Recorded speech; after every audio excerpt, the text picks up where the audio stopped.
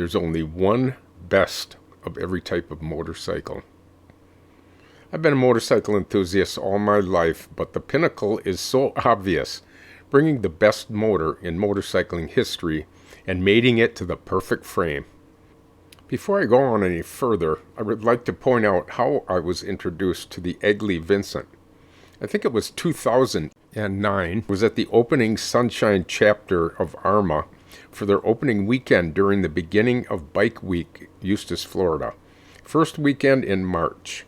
I had a booth where I was plying my wares, cafe racer seats, tanks, vendors, where I met a soft-spoken, unassuming gentleman whom I later found out was Canadian and owner of an international motorcycle show, along with a couple Vincents and other rare bikes.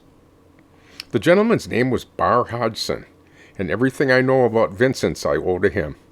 The reason for describing this is that this was my introduction to Vincents in general, but I would discover later his involvement with the EGLI Godet owners. I would later meet a couple other gentlemen who were involved in the Vincent Owners Club. I was being brought into the inner circle, and I'd soon find out why. I lived in Naples at the time, and he also had a permanent spot at an upscale RV park there. He was from Canada, so he wintered down in Naples. We agreed on a time and day, and he invited me to stop by to discuss his project. My curiosity piqued. I took him up on his invitation. Upon arrival, I felt I was getting the royal tour, as he took me to a very spacious garage he fixed up into a motorcycle man cave museum. There I saw his collection of Vincent motorcycles and an Indian four-cylinder, all in perfect running order. He shared with me all of the details of the Vincents there and explained the different models to me. He showed me the mechanical wonders of a Vincent engine, clutch, brake system, and suspension that no other motorcycle possessed. He even had a rare Black Knight Vincent, which in my ignorance hadn't a clue that they existed. However, before our hours-long meeting ended, I was riding his personal Black Shadow. Wow! I've ridden just about every kind of motorcycle, put 1,000,000 miles on, but nothing came close to that feeling. You know the feeling you get when you get overwhelmed with information and it settles in later? And I'll never forget. He mentioned he was building a special bike and was I interested in fabricating a gas tank for him. In return, I invited him to my shop, which was a large factory where we processed trim for the building industry. The economy was tanking, and I had been collecting, buying, selling motorcycles of all marks that were considered collectible, rare or just cool and valuable. Older Triumphs, BSAs, Moto Guzzi, Le Manses, BMWs, etc. I was very proud of my collection until he commented on my Pride Norton Commando. He looked it over and he said, "Vincents are the real thing. Every other motorcycles are appliance bikes." I had to think about it, and it took a while before I finally understood what he meant. We talked about all of them, and he, being a collector and lover of all bikes, was very interested. Afterward, he brought in an oddly shaped aluminum tank and asked me if I knew what an EGLI Vincent was. I hadn't, but I was about to get schooled to a deeper understanding of Vincent motorcycles in general. I was also about to be introduced to some very important people in the EGLI Vincent community. I didn't realize it at the time, but Bar was a famous Vincent collector, museum owner, and the owner of North American International Motorcycle Show. Think of it as a motorcycle show like SEMA. He not only introduced me to Pat Manning and Dave Dunphy, but was responsible for most of my tank orders. After creating several style tanks and perfecting my technique, the tank he presented me was of lesser quality than my typical tanks. He politely asked me if I could make a tank like that one. I looked it over carefully, including the somewhat complicated bottom. It was polished aluminum and wasn't planished very well, and had fairly obvious inclusion in the aluminum in a very obvious spot. Thinking he may have fabricated the tank, I chose my words carefully. However, my answer was very stark. I said, No, but I can fabricate one that's perfectly symmetrical without all the ripples and the big booger on the top. Then carefully studied his face as he smiled back. He asked how I would make it. I showed him how his tank had two sides and a center panel welded in, and mine was a two-piece tank with one center seam. He immediately gave me an order for 10, an assortment of 2 different styles, and supplied 2 original EGLI tanks for me to scan and make patterns from. As I fulfilled his first order, he ordered 12 more with a caveat not to advertise or sell them to others until he sold those. It wasn't but a couple months later he came back for 12 more. It was then that I learned about EGLI Vincents, as he brought a frame to check and adjust fit. He told me about his Canadian International Bike Show and his involvement with the Vincent Owners Club and how tight of a group they were, and they were building EGLI-framed Vincent motorcycle racing bikes, including a famed racer and builder, Dave Dunphy, who was heavily involved with Patrick Godet, who eventually partnered and continued building EGLI Vincents with Fritz EGLI, the original frame inventor. Dave was building a single-cylinder 500 Comet Vincent's smaller model with Patrick Godet. This is a racing bike. The aim was to form a suitable competitor to the Manx Norton, matching horsepower and RPM. Back at my shop, I was busy tooling up for these tank orders using 3D scanners to turn the original tanks into digital files. This is actually a CNC router that I designed and built specifically for cutting foam. You can see how it has a real deep draw on it, where you can get into higher pieces that are elevated.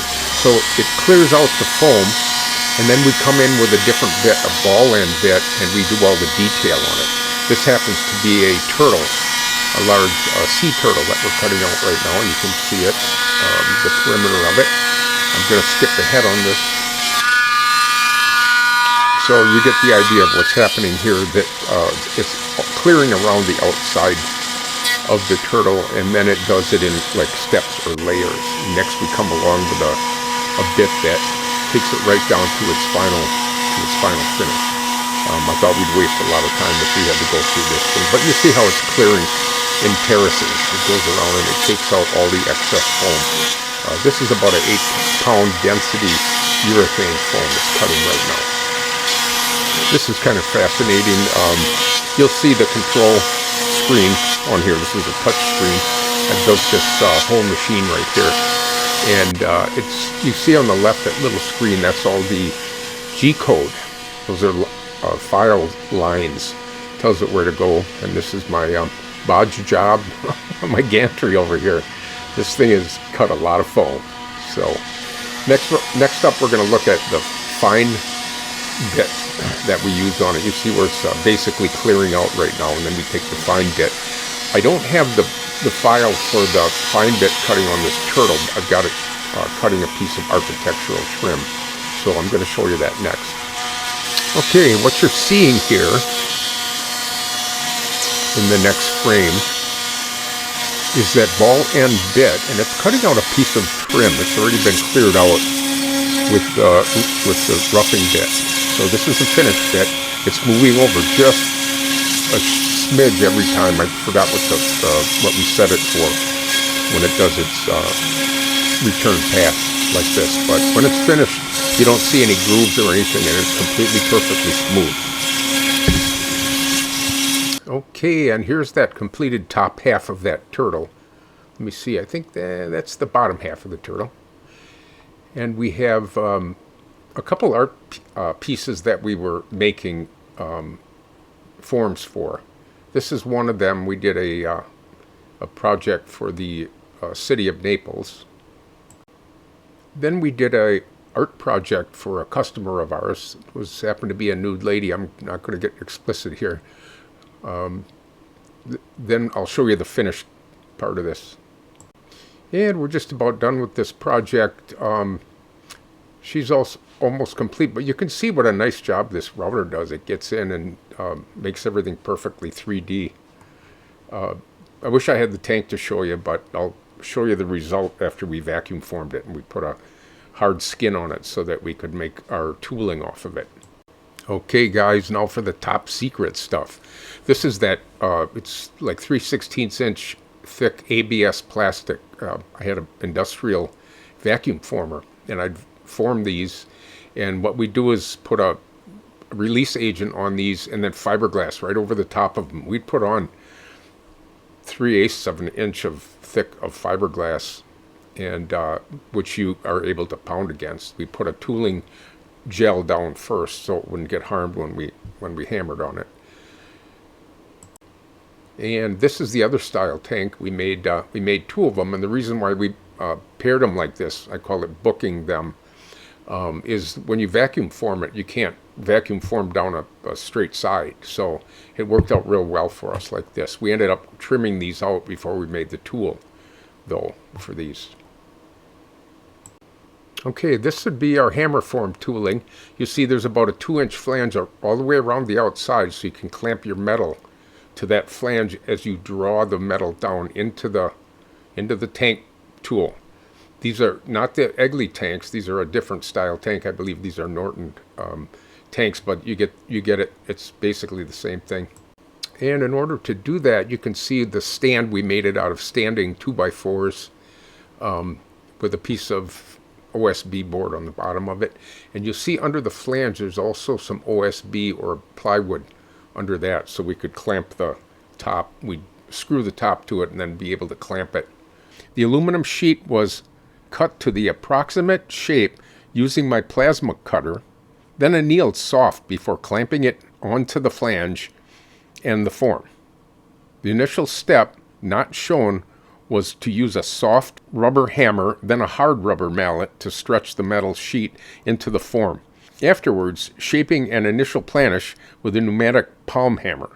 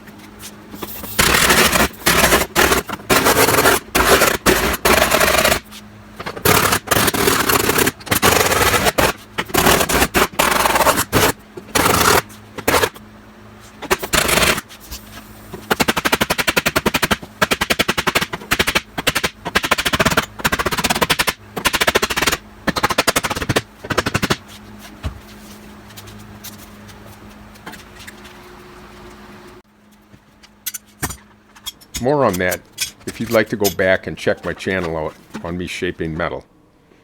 Next came the bottom layout to fit around the round pipe backbone of the frame, actually used as an oil tank. After carefully fitting and trimming, the array of pieces were welded to the upper body of the tank.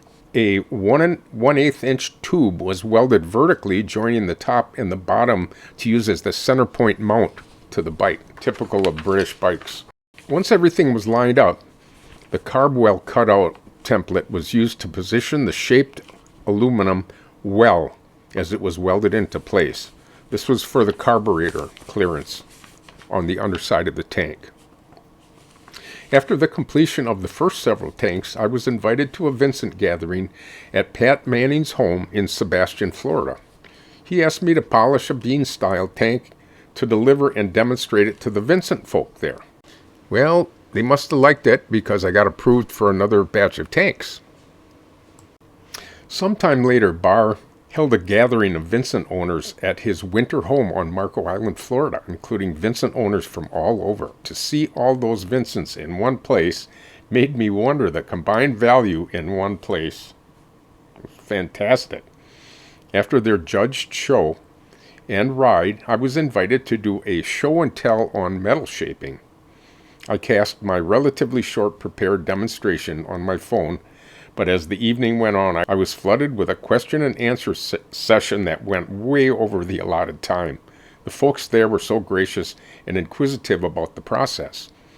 I could feel such a level of inclusiveness with this group. It wasn't heaven, but if I was to phone, it wouldn't be a long-distance call. And after this experience, the things I found out that define a motorcycle are the men that invent, race, ride, collect, develop, and reinvent a perfect mark. Few people ever achieve this glory. They often leave behind greatness after they walk this earth. Rest in peace, Patrick Godet. You can follow Bar on his website where he documents his builds, lots of builds, at barsbuilds.com, barsbuilds.com. There you'll see some of my work, which I'm proud to be part of. Thank you, guys.